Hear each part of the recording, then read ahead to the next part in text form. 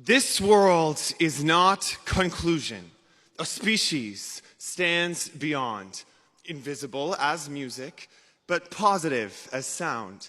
It beckons and it baffles, philosophy don't know, and through a riddle, at the last, sagacity must go. To guess it puzzles scholars. To gain it, men have borne contempt of generations, and crucifixion shown. Faith slips and laughs and rallies, blushes if any see, plucks at a twig of evidence, and asks a vain the way. Much gesture from the pulpit, strong hallelujahs roll. Narcotics cannot still the tooth that nibbles at the soul.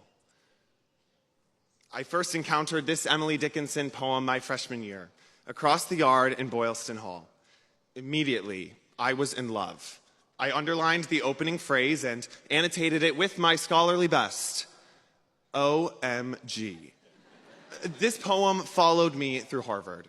During my first finals, it became a reminder that my stressors would pass.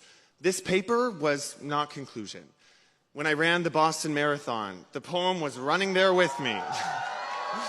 That pain cave? Thankfully, not conclusion either.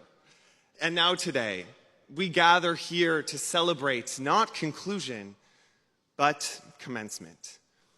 I'll admit, this can be a hard reframing.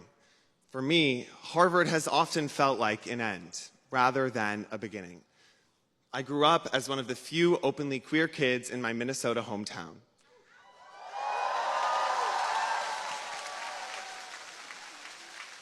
And I applied to Harvard, not just for the academic experience, but for the personal space, to fully explore who I was, alongside incredible peers from around the world who were all seeking to do the same. So to finally get here, just for Emily Dickinson to tell me that this isn't conclusion, thanks, Emily. But 4 years later, I can see that's the paradox we face. The purpose of our time here really starts today as we leave campus, and especially as we leave a much different campus than the one we entered, with Harvard at the center of a national battle over higher education in America. Now look, our university is certainly imperfect, but I am proud to stand today alongside our graduating class, our faculty, and our president with the shared conviction that this ongoing project of Veritas is one worth defending.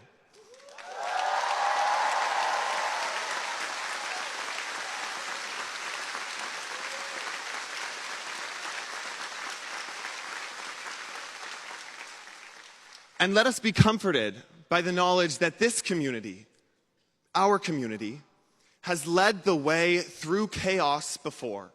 These halls sheltered troops during the American Revolution as Harvard alumni imagined a new democracy.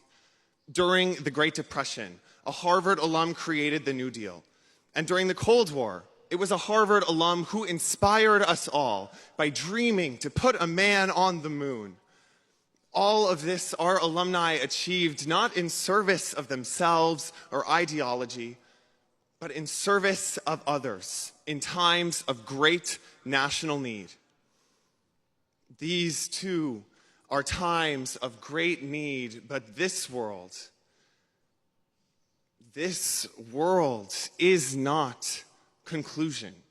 A species stands beyond, and if only we follow in the footsteps of our alumni and truly put our education in service of something greater, the world that comes out of this will be a better one.